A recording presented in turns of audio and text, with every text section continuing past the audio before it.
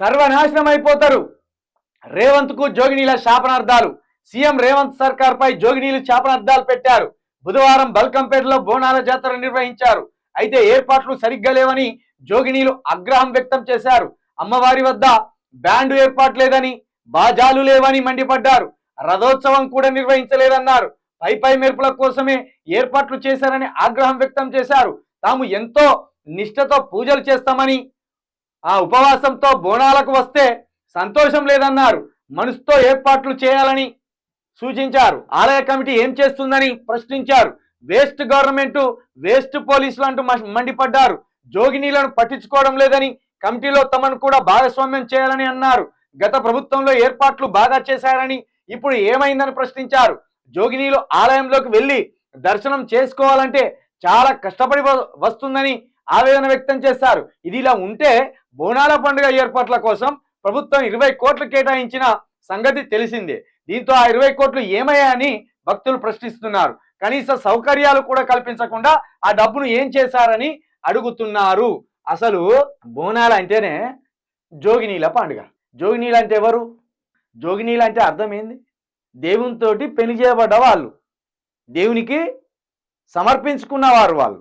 ఓ విధంగా దేవుడి సతీమణులు, దేవుడి భార్యలు జోగినీలు. జోగినీలు అంటే అదే దేవునికి ఇడిచిపెడతారు, దేవాలయాలకు ఇడిచిపెడతారు, దేవాలయాలలో బతికేటోళ్ళు వాళ్ళు. ఎవరైతే శాపనార్థాలు పెట్టద్దో వాళ్ళే పెట్టింది. ఎవరి శాపం వల్ల అయితే నాశనం అయిపోతారని ప్రజలు ఒక విశ్వాసం ఉన్నదో, భక్తులకు విశ్వాసం ఉన్నదో వాళ్ళే శాపనార్థాలు పెట్టింది. వాళ్ళు శాపనార్థాలు పెడితే ఎవరు బాగుపడు అనేది ఒకటి ఉంటుంది, ఒక నమ్మకం ఉంటుంది. జోగినీలు శాపనార్థాలు పెట్టకూడదు.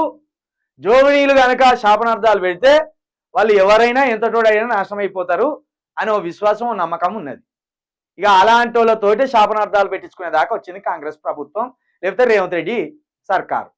చూడు, జోగినీల శాపనార్థాలు జరిగినాయి. జోగినీలు ఎంతో ఆశతోటి బోనాలు ఎత్తుకొని నాట్యం చేసుకుంటా ఓ సంతోషంతో ఆడిపాడే పండుగ అది. వాళ్ళు ఉపవాసం ఉండి అక్కడికి చేరుకుంటారు. జోగినీలను రానియలేదట. నిన్న ఈ జోగిని ఆమె తిట్టే తిట్లకు రేవంత్ రెడ్డి ఇంటే కనుక చెవులకెళ్ళి రక్తాలు కాదు. బూతులు తిట్టింది. ఇంకా పద్ధతిగా రాసుకొచ్చింది వీళ్ళు. ఇక్కడ ఒక సర్వనాశనం అయిపోతారు అని ఒక్క మాటే వాడిండి ఇక్కడ పేపర్ల. వాళ్ళు ఆ నుండి రౌతి వరకు ఎన్ని తిట్లు ఉంటే అన్ని తిట్లు తిట్టింది. ఆ నుండి రౌతి వరకు తెలుగులో ఎన్ని తిట్లు ఉన్నాయో అన్ని తిట్లు రేవంత్ రెడ్డిని తిట్టిండ్రు, రేవంత్ రెడ్డి సర్కారు తిట్టిండ్రు. రేవంత్ రెడ్డి సర్కారు మీద ఇక అట్లా విరుచుకపడ్డారు. బోనాల పండుగ కూడా ఏర్పాటు చేయలేని దుస్థితిలో ఉన్నారంటే మళ్ళీ 20 కోట్లని ఆ కౌంటర్ రాసుకున్నారు. ఈ 20 కోట్లు మరి ఏమైపోయినాయి? ఓ 5 కోట్లు ఖర్చు పెట్టచ్చు, ఆ 15 కోట్లు మింగవచ్చు. మరి ఆ 15 కోట్లు ఎవరి అకౌంట్లో పడ్డాయో, అటు అధిష్టానం అకౌంట్లో పడ్డాయో, లేకపోతే మంత్రుల అకౌంట్లో పడ్డాయో, లేకపోతే రేవంత్ రెడ్డి గారి అకౌంట్లో పడ్డాయో వాళ్ళే లెక్కలు చెప్పాలి. మొత్తానికైతే ఎవరితో పెట్టుకోవద్దో, ఎవరు శాపాలు పెట్టద్దో వాళ్ళ శాపానికే రేవంత్ రెడ్డి గురైంది.